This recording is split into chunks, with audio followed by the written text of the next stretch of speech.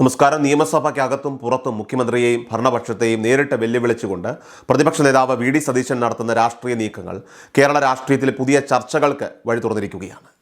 Rahul Mamkootathil MLA അയോഗ്യനാക്കാൻ ആർക്കും അധികാരമില്ലെന്നും നിയമവിരുദ്ധമായിട്ടുള്ള അധികാരം ഉപയോഗിച്ചുകൊണ്ട് അദ്ദേഹത്തെ പുറത്താക്കാമെന്ന് ഏതെങ്കിലും കൊലകൊമ്പന്മാർ കരുതുന്നുണ്ടെങ്കിൽ അത് നടപ്പില്ലെന്നുമാണ് സതീശൻ്റെ കർശന നിലപാട്.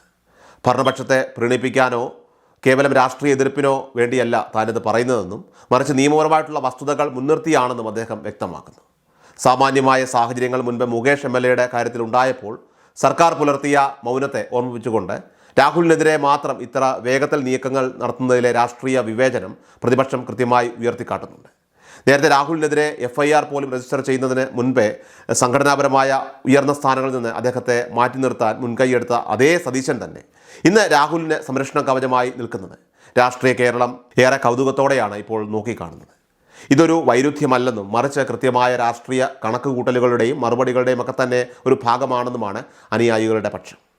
രാഷ്ട്രീയമായ പോരാട്ടത്തിൽ രാഹുലിനെ ഒറ്റപ്പെടുത്തി ആക്രമിക്കാൻ ഭരണപക്ഷത്തെ അനുവദിക്കില്ലെന്ന ഉറച്ച സന്ദേശമാണ് സതീശൻ ഇതിലൂടെ നൽകുന്നത്. അങ്ങനെ രാഷ്ട്രീയപരമായിട്ടുള്ള പോരാട്ടത്തിൽ രാഹുലിനെ ഒറ്റപ്പെടുത്തി ആക്രമിക്കാൻ ഭരണപക്ഷത്തെ അനുവദിക്കില്ലെന്ന ഉറച്ച സന്ദേശമാണ് സതീശൻ ഇതിലൂടെ നൽകുന്നത്. MLA സ്ഥാനത്ത് നിന്ന് രാഹുലിനെ മാറ്റുക എന്നത് അസാധ്യമായ കാര്യമാണെന്നും ഏതെങ്കിലും തരത്തിലുള്ള നീക്കങ്ങൾ ഉണ്ടായാൽ അതിനെ തെരുവിലും സഭയിലും നേരിടുമെന്നുമുള്ള വലിയ പ്രഖ്യാപനമാണ് സതീശൻ കഴിഞ്ഞ ദിവസം സഭയിൽ നടത്തിയത്. അതേസമയം തനിക്കെതിരെ ഉയരുന്ന ആരോപണങ്ങളെ അക്കമിട്ട് നിരത്തി പ്രതിരോധിക്കാനാണ് രാഹുൽ മാങ്കൂട്ടത്തിൽ ശ്രമിക്കുന്നത്.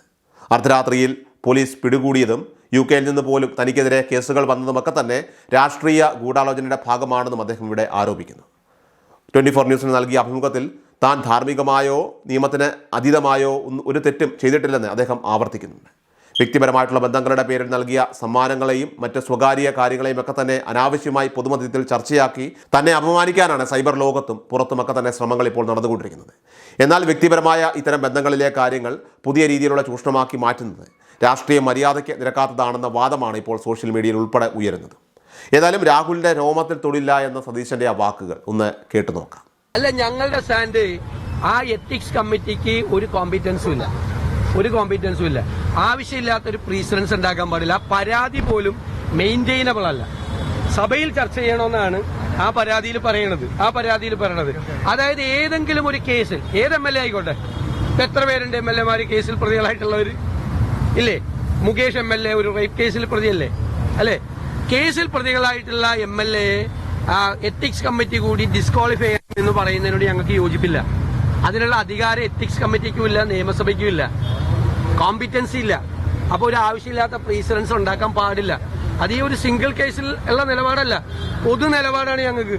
അതവന് ആർക്കെതിരെ വേണമെങ്കിലും കേസെടുത്ത് അയാളെ നിയമസഭയിൽ നിന്ന് പുറത്താക്കണമെന്ന് എത്തിക്സ് കമ്മിറ്റിയിൽ ഭൂരിപക്ഷം ഉണ്ടെങ്കിൽ പാസ്സാക്കിയിട്ട് സ്പീക്കർ അത് പാർട്ടിക്കാരനാണെങ്കിൽ പുറത്താക്കാമല്ലോ.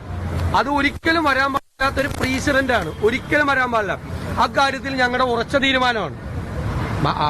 പാലക്കാട് MLAയുടെ കാര്യത്തിൽ ഞങ്ങൾ സംഘടനാപരമായ ശക്തമായ തീരുമാനമെടുത്ത് അദ്ദേഹത്തെ ഞങ്ങൾ പാർട്ടിയിൽ നിന്ന് പുറത്താക്കി. പക്ഷെ നിയമസഭാംഗത്വം പ്രതിയായ ഒരാളുടെ നിയമസഭാംഗത്വം കളയാൻ പാടില്ല. ഇപ്പോൾ കൺവിക്ട് ചെയ്തു ആന്റണി രാജുവിന്റെ, അപ്പോൾ നിയമമുണ്ട് അത് കളയാൻ, നിയമമുണ്ട്, സുപ്രീം കോടതി വിധിയുണ്ട്, അല്ലാതെ നിയമമുണ്ട്. ഒരു കേസിൽ പ്രതിയായി എന്നതിന്റെ പേരിൽ ഒരു MLAയുടെ എല്ലാ MLAമാരും കേസിൽ പ്രതികളാണ്. ഏതെങ്കിലും കേസിൽ പ്രതികളാ എല്ലാ MLAമാരും. അപ്പൊ എല്ലാവരെയും ഡിസ്ക്വാളിഫൈ ചെയ്യുക, അതാ അല്ലേ? നമ്മളെല്ലാം പ്രതികളാണ്, ഞാനടക്കം ഞങ്ങളെല്ലാം ഓരോ കേസിൽ പ്രതികളാണ്.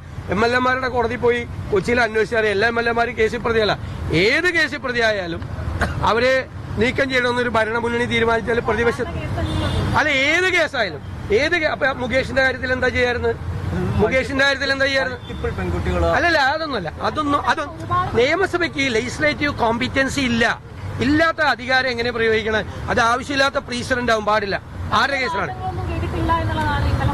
അല്ലല്ല, അതൊക്കെ പിന്നീട് സംസാരിക്കും. വേറെ എന്തെങ്കിലും അതിപ്പോ ഞാൻ വ്യക്തമാക്കിയത് കേട്ടില്ലേ?